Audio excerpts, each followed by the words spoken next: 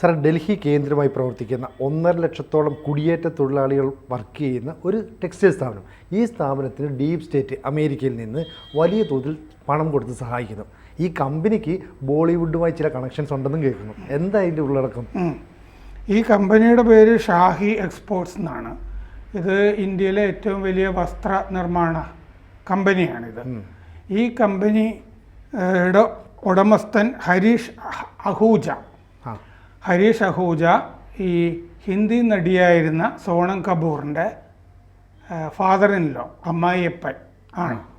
സോണം കപൂർ അനിൽ കപൂറിൻ്റെ മകളാണ്. അപ്പോൾ അങ്ങനെയാണ് അതിൻ്റെ ബോളിവുഡ് ബന്ധം. പക്ഷേ 1.5 ലക്ഷം മൈഗ്രൻ്റ് ലേബറേഴ്സ് ഇല്ലേ, വർക്കേഴ്സ്, കുടിയേറ്റ തൊഴിലാളികൾ ജോലി ചെയ്യുന്ന ഈ സ്ഥാപനം, ആ സ്ഥാപനത്തിന് USAID 7.5 കോടി രൂപയാണ് കൊടുത്തിരിക്കുന്നത്. അപ്പോൾ 7.5 കോടി രൂപ അവർക്ക് കൊടുക്കുമ്പോൾ എങ്ങനെയാണ് അമേരിക്കയുടെ താല്പര്യം അവർ സംരക്ഷിക്കുന്നത് എന്നുള്ള ചോദ്യം അമേരിക്കയിൽ തന്നെ ഉയർന്നിട്ടുണ്ട്. അങ്ങനെ അവിടെ ചോദ്യം ഉയർന്നപ്പോഴാണ് നമ്മൾ ഈ വിവരം അറിയുന്നത്. അതായത് ഈ റിപ്പബ്ലിക്കൻ പാർട്ടിയുടെ പ്രതിനിധി നാൻസി മെയ്സ് അവർ കഴിഞ്ഞ ദിവസം USAID ഫണ്ടിനെ പറ്റിയിട്ട് ഒരു വിചാരണ അമേരിക്കൻ കോൺഗ്രസ്സിൽ നടക്കുന്നുണ്ടായിരുന്നു. അവരാണ് ചോദിച്ചത്, അതായത് US ഹൗസ് ഓവർസൈറ്റ് കമ്മിറ്റി, ആ കമ്മിറ്റിയുടെ ഹിയറിങ്ങിലാണ് അവർ ചോദിച്ചത്, ഇങ്ങനെ മൈഗ്രൻ്റ് വർക്കേഴ്സിൻ്റെ ആളുകളെ ഉള്ള ഒരു സ്ഥാപനത്തിന് എന്തിനാണ് കൊടുത്തിരിക്കുന്നത്. അപ്പോൾ USAIDൻ്റെ വെബ്സൈറ്റിൽ എന്താണെന്നറിയാമോ പറയുന്നത്? ഈ കുടിയേറ്റ തൊഴിലാളികളുടെ ഏകാന്തത മാറ്റാനുള്ള പദ്ധതിക്ക് വേണ്ടിയിട്ടാണ് ഇത്രയും പൈസ രൂപ കൊടുത്തത്. അപ്പോൾ അങ്ങനെയാണെങ്കിൽ അതെങ്ങനെയാണ് ശരി, ഏകാന്തത മാറ്റാൻ വേണ്ടിയിട്ട് ആയിക്കോട്ടെ, അങ്ങനെയാണെങ്കിലും അതെങ്ങനെയാണ് അമേരിക്കൻ താല്പര്യത്തിൻ്റെ സംരക്ഷണമാകുന്നത് എന്ന് നാൻസി മെയ്സ് ചോദിച്ചു കഴിഞ്ഞ ദിവസം. അപ്പോൾ അതെങ്ങനെയാണ് ഗവർണർ US താല്പര്യം മുന്നോട്ട് കൊണ്ടുപോകുന്നതെന്ന് ചോദിച്ചു. അപ്പോൾ ഗവർണർ പറയുന്നു, I have no position in this എന്ന് പറഞ്ഞു. ഞാനിതിൽ നിലപാടൊന്നും പറയുന്നില്ല എന്ന് പറഞ്ഞു, ഒഴിഞ്ഞും കളഞ്ഞു. അപ്പോൾ ഈ നാൻസി മെയ്സ് ഇതിനെ സംബന്ധിച്ചൊരു വീഡിയോ പോസ്റ്റ് ചെയ്തു, ഇങ്ങനെ ചോദിച്ച കാര്യമൊക്കെ പറഞ്ഞിട്ട്. അപ്പോഴാണ് ഈ ഷാഹി എക്സ്പോർട്സിനെ പറ്റിയൊക്കെ നമ്മളറിയുന്നത്. അപ്പോൾ പണം ഈ USAIDൻ്റെ 7.5 കോടി ഗുഡ് ബിസിനസ് ലാബ് ഫൗണ്ടേഷനാണ് ആദ്യം കൊടുക്കുന്നത്. Good business lab foundation. ആ ഗുഡ് ബിസിനസ് ലാബ് ഫൗണ്ടേഷനും ഈ കുടുംബത്തിൻ്റെ തന്നെയാണ്, ഈ അഹൂജ കുടുംബത്തിൻ്റെ തന്നെയാണ്. അതിൻ്റെ സഹസ്ഥാപകൻ അനന്ത് അഹൂജ. ഞാനിനി പേര് പറയുമ്പോൾ ആനന്ദ് അഹൂജയുമുണ്ട്, അനന്ത് അഹൂജയുണ്ട്, സഹോദരന്മാരാ. അപ്പോൾ അത് സഹസ്ഥാപകൻ അനന്ത് അഹൂജ, 33 വയസ്സ്. ഈ അനന്ത് അഹൂജ സോണം കപൂറിൻ്റെ ഭർത്താവ് ആനന്ദ് അഹൂജയുടെ അനുജനാണ്. ആനന്ദും അനന്തും. അപ്പോൾ സോണം കപൂറിൻ്റെ ഭർത്താവിൻ്റെ അനുജനാണ് ഈ പണം കിട്ടിയ ഗുഡ് ബിസിനസ് ലാബ് ഫൗണ്ടേഷൻ്റെ സഹസ്ഥാപകൻ. ഈ ഗുഡ് ലാബ് ഫൗണ്ടേഷനും 6 ഫാക്ടറികളും അതിൻ്റെ ഉടമസ്ഥരാണ് ഈ ഷാഹി എക്സ്പോർട്സ്. അപ്പം മനസ്സിലായില്ലേ? ആ ഫൗണ്ടേഷനും 6 ഫാക്ടറികളും ഉണ്ട് ഷാഹി എക്സ്പോർട്സിന്. അപ്പോൾ ഇതാണ് റെഡിമെയ്ഡ് വസ്ത്രങ്ങളില്ലേ, അതിൻ്റെ ഇന്ത്യയിലെ ഏറ്റവും വലിയ കയറ്റുമതി സ്ഥാപനമാണ് ഷാഹി എക്സ്പോർട്സ്. ഇവർക്കാണ് 1.5 ലക്ഷം കുടിയേറ്റ തൊഴിലാളികളുള്ളത്. അപ്പോൾ എന്നിട്ട് ഈ USAIDൻ്റെ വെബ്സൈറ്റ് പറയുന്നു, ചെലവ് കുറഞ്ഞ മാനസികാരോഗ്യ ഇടപെടലുകൾ ആണ് ഇവിടെ നടക്കുന്നത്, അതിനുവേണ്ടിയാണ് പണം കൊടുക്കുന്നത്. 1000 സ്ത്രീകളായ പ്രായം കുറഞ്ഞ ഫാക്ടറി തൊഴിലാളികൾ മുതിർന്ന സ്ത്രീ ഉദ്യോഗസ്ഥകളുമായിട്ടൊക്കെ ബന്ധപ്പെടുന്നതിനൊക്കെ വേണ്ടിയിട്ടാണ്. അങ്ങനത്തെ പദ്ധതികളൊക്കെയാണെന്ന്.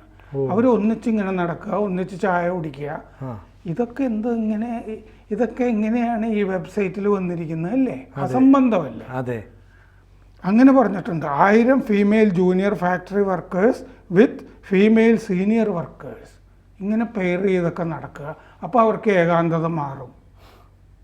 അതിന് വേണ്ടിയിട്ട് പൈസ കൊടുക്കും. ഇതൊക്കെ എന്ത് മനഃശാസ്ത്രം, എന്ത് ശാസ്ത്രമാണിത്? ലോജിക്കില്ലാത്ത കുറെ കാര്യങ്ങൾ. അതായത് 7.5 കോടി രൂപ ഈ വേറെന്തോ കാര്യത്തിന് കൊടുക്കുന്നു ഈ എന്താണെന്ന് പറയാൻ പറ്റില്ല. അത് പറയാൻ പറ്റില്ല. അപ്പോൾ ഒരു തിരക്കഥ ഉണ്ടാക്കുകയാണ്. അപ്പോൾ ആ തിരക്കഥ ഒരു മണ്ടൻ തിരക്കഥയായിട്ട് പോകുന്നു. അതാണ് സംഭവിച്ചിരിക്കുന്നത്.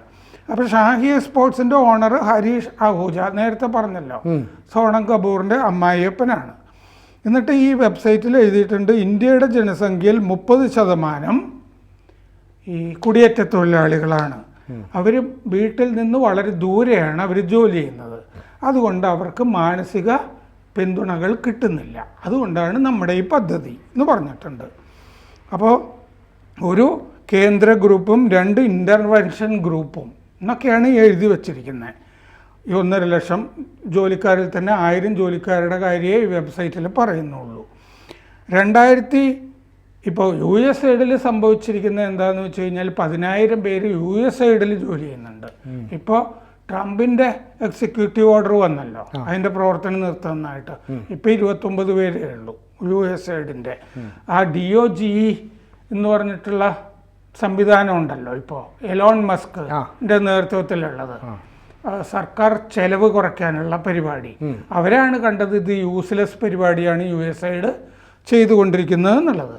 കഴിഞ്ഞ ദിവസം നിഷികാന്ത് ദുബെ, BJPയുടെ MP, മറ്റേ ചർച്ചയിൽ പങ്കെടുത്തിട്ട് പറഞ്ഞിരുന്നു, Rajiv Gandhi foundation, Rajiv Gandhi trust, USAID കിട്ടുന്ന സ്ഥാപനങ്ങൾ. എന്നിട്ട് ഇവര് ഈ അമേരിക്കൻ ഡീപ് സ്റ്റേറ്റ് ആണല്ലോ USAID എന്ന് പറയുന്നത്, അതിൻ്റെ പൈസ മേടിച്ചിട്ട് അഗ്നിവീർ പദ്ധതിക്കെതിരെ ഇവിടെ ക്യാമ്പയിൻ നടത്തി. പിന്നെ ഈ ഭീകരവാദികളെ അനുകൂലിച്ചു. പിന്നെ കാസ്റ്റ് സെൻസസിലെ ജാതി സെൻസസ് അതിനുവേണ്ടി പ്രചാരണം നടത്തി. നക്സലിസത്തിന് വേണ്ടി, നക്സലുകൾക്ക് വേണ്ടി പ്രചാരണം നടത്തി. ഈ CAക്കെതിരെയുള്ള റാലിയിലൊക്കെ അണിനിരത്തി അല്ലേ, അതും ഇതിൻ്റെ കൂട്ടത്തിലുള്ളതല്ലേ. അപ്പോൾ സാം പിത്രോദ, അയാളുടെ ഫൗണ്ടേഷനും നോളജ് ഫൗണ്ടേഷൻ എന്ന് പറഞ്ഞിട്ട് അയാൾക്കും പൈസ കിട്ടുന്നുണ്ട്. കഴിഞ്ഞ ദിവസം നമ്മൾ ചർച്ച ചെയ്തപ്പോൾ ഹെൽപ്പിംഗ് ഹാൻഡ് എന്ന് പറഞ്ഞിട്ട് ഈ ലഷ്കർ-എ തൈബയുടെ ഒരു ജീവകാരുണ്യ പ്രവർത്തന സംഘടനയ്ക്ക്, എന്ത് ജീവകാരുണ്യ പ്രവർത്തനമാണ് ഭീകരവാദം, USAID പൈസ കൊടുക്കുന്നു. ഫൽ ഹി ഇൻസാനിയാത്ത് എന്ന് പറഞ്ഞിട്ടുള്ള സംഘടനയ്ക്ക്, ലഷ്കർ-എ തൈബയുടെയാ, ഇന്ത്യയിലെ ആക്രമണം നടത്തുകയാണല്ലോ, മുംബൈ സ്ഫോടനമൊക്കെ നടത്തുക, ഇതിനു വേണ്ടിയിട്ടാണല്ലോ ഈ പൈസ അൾട്ടിമേറ്റ്ലി പോകുന്നത്. എനിക്ക് തോന്നിയത് 1.5 ലക്ഷം ജീവനക്കാര്, കുടിയേറ്റ തൊഴിലാളികൾ ഉള്ള സ്ഥാപനത്തിനാണല്ലോ പൈസ കൊടുക്കുന്നത്. അത് കൊടുക്കുമ്പോൾ ഈ തൊഴിലാളികളെ വേറെ കാര്യങ്ങൾക്ക് ഉപയോഗിക്കുക എന്നുള്ളതായിരിക്കില്ലേ ഉദ്ദേശിക്കുന്ന ഡീപ് സ്റ്റേറ്റ്. അവിടെ പ്രക്ഷോഭങ്ങൾ നടക്കുന്നു ഇല്ലേ, കർഷക പ്രക്ഷോഭം നടക്കുന്നു, CAക്കെതിരായ പ്രക്ഷോഭം നടക്കുന്നു, വലിയ ആൾക്കൂട്ടം വേണം. ഇവിടെ ഇപ്പോൾ ഹിന്ദി പ്രചാര സഭയുടെയൊക്കെ മീറ്റിംഗ് ഒക്കെ നടക്കുമ്പോൾ പോലീസ് ക്യാമ്പിൽ നിന്നൊക്കെ ആളുകൾ വന്നിട്ട് ഇരിക്കും എന്നൊക്കെ പറഞ്ഞിട്ട് പണ്ട് കളിയാക്കി വാർത്തകളൊക്കെ വരില്ലായിരുന്നു. ആളുകളെ കിട്ടാതെ കേന്ദ്ര പരിപാടികൾക്കുമൊക്കെ പോലീസുകാർ വന്നിരിക്കും എന്നൊക്കെ പറയുന്നത് പോലെ പെട്ടെന്നൊരു പ്രക്ഷോഭം വരുമ്പോൾ പെട്ടെന്ന് 1.5 ലക്ഷം പേര് കിട്ടുകയല്ലേ, വണ്ടികളിൽ കൊണ്ടാക്കിയാൽ പോരെ. ഇതിനൊക്കെ വേണ്ടിയിട്ടുള്ള ഈ ഫ്രണ്ട് ഓർഗനൈസേഷനൊക്കെ ആയിരിക്കും ഇങ്ങനത്തെ ഈ കമ്പനികൾ എന്ന് പറയുന്നത്. നമ്മൾ നേരെ നോക്കുമ്പോൾ ഇന്ന ഓർഗനൈസേഷൻ ആണെന്ന് തോന്നും, പക്ഷേ ഉപയോഗം മറ്റൊരു തരത്തിലായിരിക്കും, രാജ്യത്തിന് വിരുദ്ധമായി.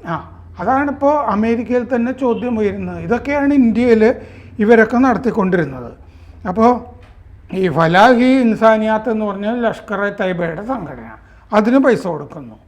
പിന്നെ ഹെൽപ്പിംഗ് ഹാൻഡ് എന്നൊക്കെ പറഞ്ഞിട്ട് അതിൻ്റെ തന്നെ വേറൊരു സംഘടന, ജീവകാരുണ്യം എന്ന് പറഞ്ഞിട്ട്, അൽക്കി അമത്ത് എന്ന് പറഞ്ഞിട്ട് വേറൊരു സംഘടന, സക്കാത്ത് ഫൗണ്ടേഷൻ, ലഷ്കർ-എ തൈബയുടെ തന്നെ, ഇതിനും USAID. പിന്നെ നേപ്പാളിലെ എയ്ത്തീസ്റ്റ് മൂവ്മെൻറ്റ്, യുക്തിവാദികളുടെ പ്രസ്ഥാനം, നേപ്പാൾ ഹിന്ദു രാജ്യമാണല്ലോ, അപ്പോൾ അവിടെ പിന്നെ മാവോയിസ്റ്റുകൾക്ക് പൈസ. ഇങ്ങനെയാണ് USAIDൻ്റെ പരിപാടികളൊക്കെ നടക്കുന്നത്. അപ്പോൾ ഇവർക്ക് കിട്ടിയ ഈ പൈസ 7 കോടിയോളം രൂപ വളരെ സംശയാസ്പദമാണ് എന്നുള്ളത് അമേരിക്കയിൽ നിന്ന് തന്നെ റിപ്പോർട്ടുകൾ വന്നിരിക്കുന്നു. എന്ന് പറഞ്ഞാൽ ഈ നേരത്തെ ട്രംപ് പ്രഖ്യാപിച്ചനുസരിച്ച് പല എയ്ഡുകളും നിർത്തലാക്കുന്നു. അപ്പോൾ ഇത്തരത്തിലുള്ള പൈസ നിർത്തലാക്കണം, ഇന്ത്യയിൽ ഇത് എന്തിനാണ് കൊടുത്തതെന്ന് വ്യക്തമാകുന്നില്ല എന്ന് കോൺഗ്രസിൽ തന്നെ അഭിപ്രായം അല്ലേ? അതെ, അവിടുത്തെ കോൺഗ്രസ്സിൽ ഈ ചോദ്യങ്ങൾ ഉന്നയിക്കപ്പെട്ടിരിക്കുന്നു.